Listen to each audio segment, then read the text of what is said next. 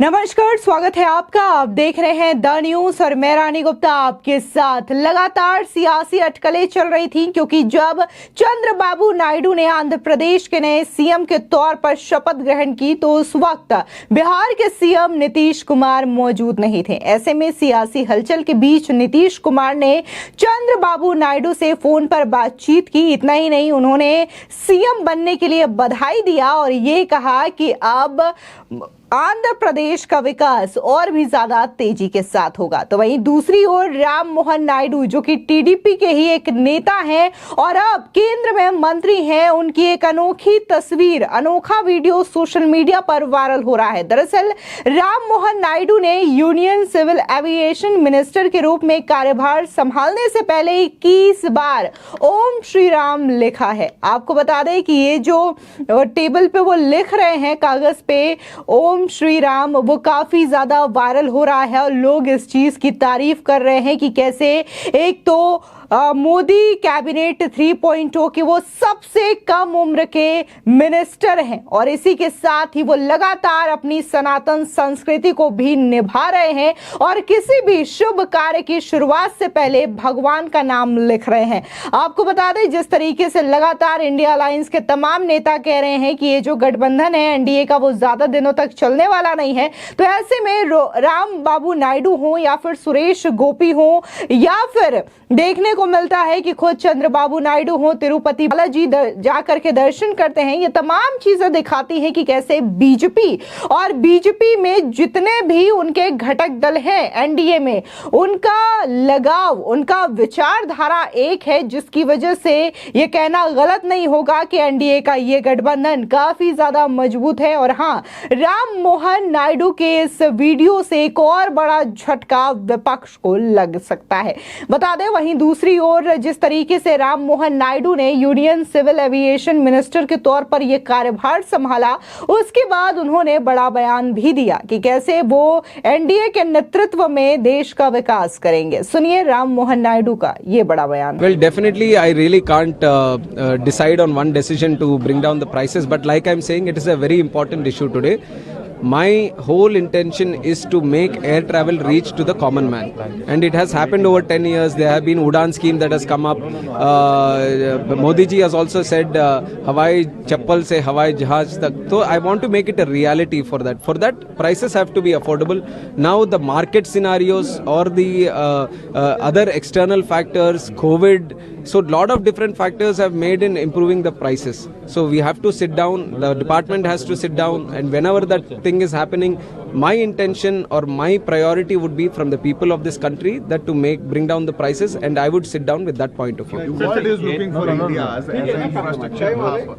So how you develop the infrastructure as a top class, world class airport in the country? Within the infrastructural scenario in the country, civil aviation is the most primest department that we are looking at today, because it is going to change the whole world. How we are looking at travel, how we are looking at all different things is based on how civil aviation is progressing, and already the world is moving towards it, and definitely we want the country to be number one in that. We want India to be leading in that scenario. So in respect to this central government under the leadership of Narendra Modi ji, they are going to give civil aviation, we are going to give civil aviation the topmost priority and a big push.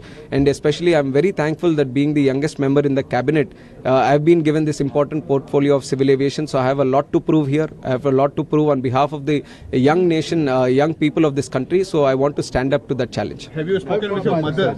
Oh yes, I have. Right after taking charge, I have spoken to my mother, to my wife, to my well-wishers, and some of the people from my constituency are also here. They're all my well-wishers. So I like to be surrounded by their blessings and also the blessings of my father, Yaran Naidu gar. What mother has told? She was very happy. She has been wife of central minister once.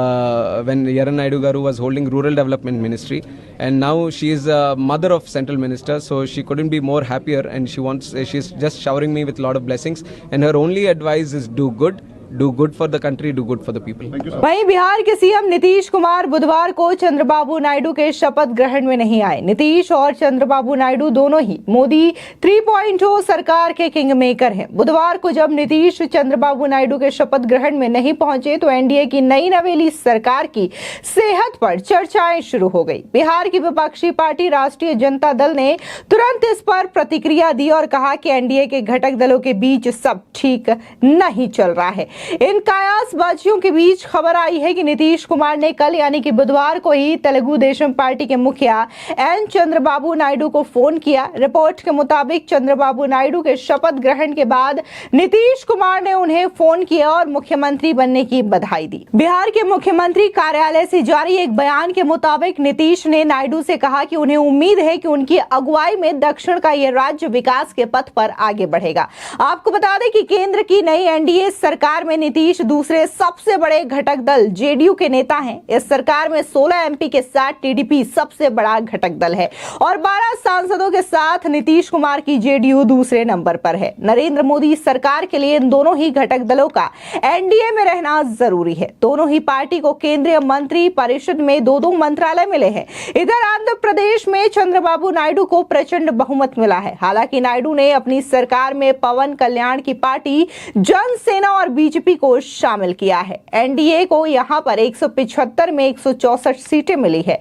इस सरकार का शपथ ग्रहण बुधवार को हुआ था। इस कार्यक्रम में पीएम मोदी, अमित शाह, जेपी नड्डा मौजूद रहे। एनडीए नेताओं की बात करें तो एलजेपी आर के नेता चिराग पासवान, महाराष्ट्र के सीएम और शिवसेना नेता एकनाथ शिंदे, अनुप्रिया पटेल, आरपीआई नेता रामदास अठावले जैसे नेता मौजूद रहे। लेकिन इस कार्यक्रम में नीतीश कुमार नहीं पहुंचे थे और इसके बाद विपक्ष कुछ दलों ने टिप्पणी करना शुरू कर दी थी और इसके सेहत को लेकर के सवाल उठाना शुरू कर दिया था।